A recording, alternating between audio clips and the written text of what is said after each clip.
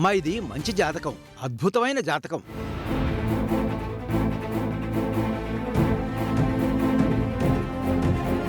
అయితే ఇద్దరి జాతకం బాగుంది, పెళ్లి చేసేయచ్చా? ఇద్దరి జాతకాలు బాగున్నాయన్నారు, సరే అమ్మగారు. కానీ ఇద్దరికి కుదురుతుందో లేదో చెప్పలేదు కదా.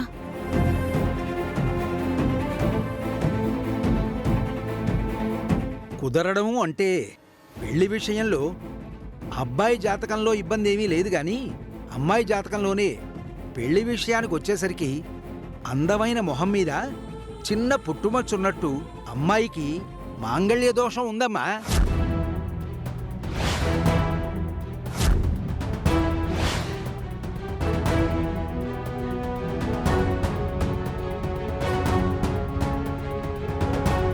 అంటే పంతులు గారు, అదే హర్ష గారు, దీని ప్రభావం నేరుగా అమ్మాయిని కట్టుకునే అబ్బాయి మీదే పడుతుంది.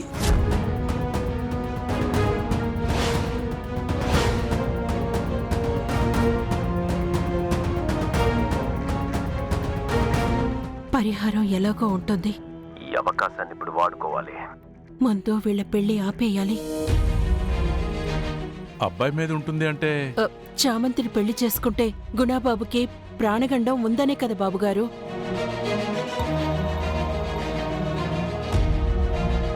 అయితే జామ్ని చేసుకుంటే మా గుణాబాబు చచ్చిపోతాడా?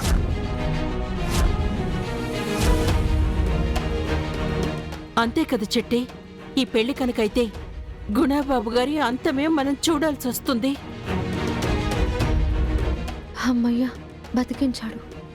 ఏయ్, ఏంటా మాటలు? తప్పేమన్నావు అమ్మగారు. పంతులు గారు చెప్పిన దానికి అర్థం అదే కదా. ఒక పెద్దింటి అబ్బాయి పేదింటి అమ్మాయిని ప్రేమించి పెళ్లి చేసుకోవడంలో తప్పు లేదు.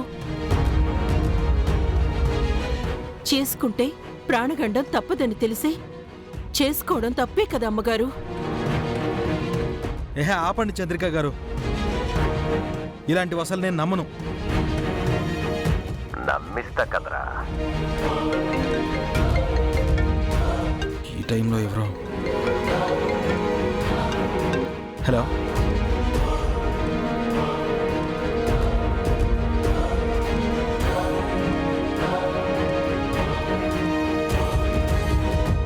Magnetic power on.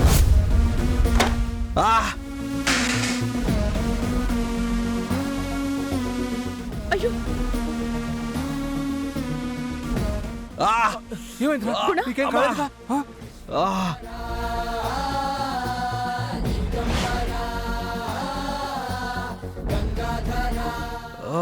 చూసారా, నమ్మనన్నాడు.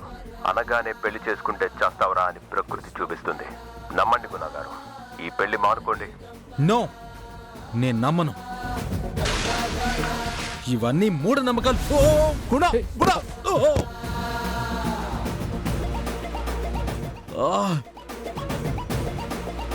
ఏమైందిరా? అమ్మా, గుణా, ఏమైంది?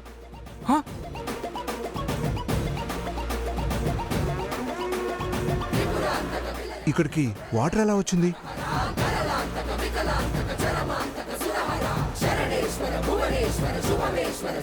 ఇదంతా చిట్టినే చేశాడా?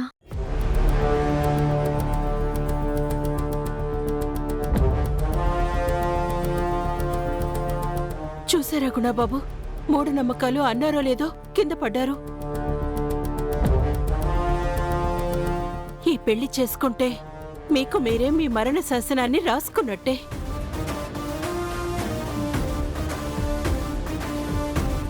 ప్రాణం ముఖ్యం, మీరు నిండు నూరేళ్లు బతకడం ముఖ్యం.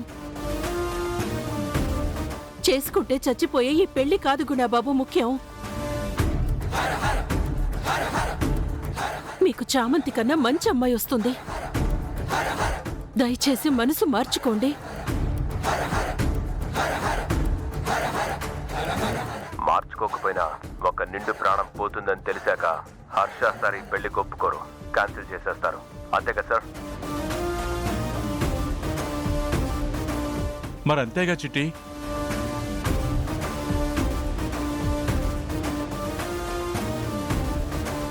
ఏం మాట్లాడుతున్నావు హర్ష? ప్రాణగండం అన్నాక ఎలా చేస్తాం రమ్మా? ప్రకృతి చెప్తుంది. మావయ్య గారు ఇవి యాక్సిడెంటల్గా జరిగాయి. ప్రాణాలు పోయేవి కూడా యాక్సిడెంటల్ గానే కదా అమ్మగారు. నువ్వాగు చంద్రిక. చందును ఆపుతావేంటమ్మా? ఉన్నదేగా చెప్తుంది. దీన్ని వీడు వాడుకుని చామంతిని వీడు పెళ్లి చేసుకుందాం అనుకుంటున్నట్టున్నాడు. మీరందరూ కాస్త ఆగండి. పంతులు గారు, దోషం ఉందన్నారు సరే, ప్రతి దోషానికి ఒక పరిహారం ఉంటుంది కదా, అదేంటో చెప్పండి. చేసేస్తాం, అయిపోతుంది కదా. తప్పకుండా రమాదేవి గారు. పెళ్లి క్యాన్సిల్ అయిపోతుంది అనుకుంటే పరిహారానికి వచ్చిందేంటి? చా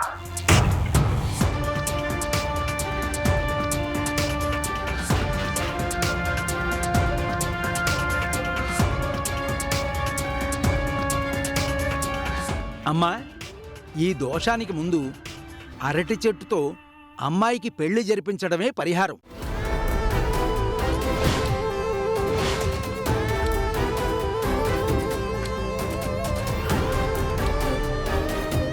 విన్నావా హర్ష? పరిహారం ఉంటుంది. ఆపేయండి ఆపేయండి అంటే ఎలా? పంతులు గారు, చేసేద్దామండి. దానికి అబ్బాయి కూడా కొంచెం సహకరించాల్సి ఉంటుంది రమాదేవి గారు. కొంచెమేగా అంటున్నారు. ఓకే, చెప్పేద్దాం. దానికి సిద్ధమైతే పరిహారం చేద్దాం. నేను సిద్ధమే పంతులు గారు.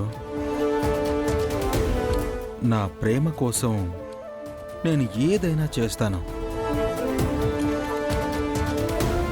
పంతులు గారు చేస్తానంటున్నాడు కదా, ఇప్పుడే ఆ పరిహార పూజ చేసేద్దాం. అలాగే అమ్మా. కావలసినవి చెప్తాను, తెప్పించేయండి. మొదలు పెడదాం. చెప్పండి పంతులు గారు, సార్ అంతా అరేంజ్ చేస్తారు. చెప్పండి పంతులు గారు. ఎంత ఆపాలనుకున్నా ఆపలేకపోయానే. దేవుడా, ఇక నీదే భారం. నిజమైన ప్రేమను గెలిపించే బాధ్యత నీదే.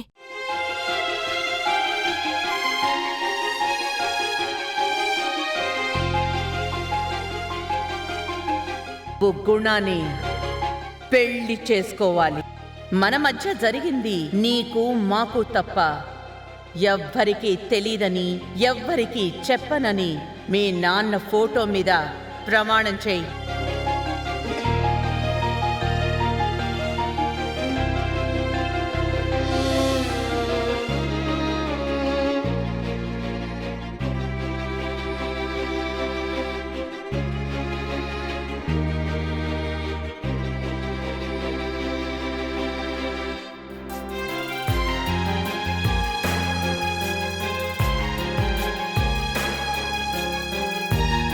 చామంతి, వచ్చిలా కూర్చో అమ్మా.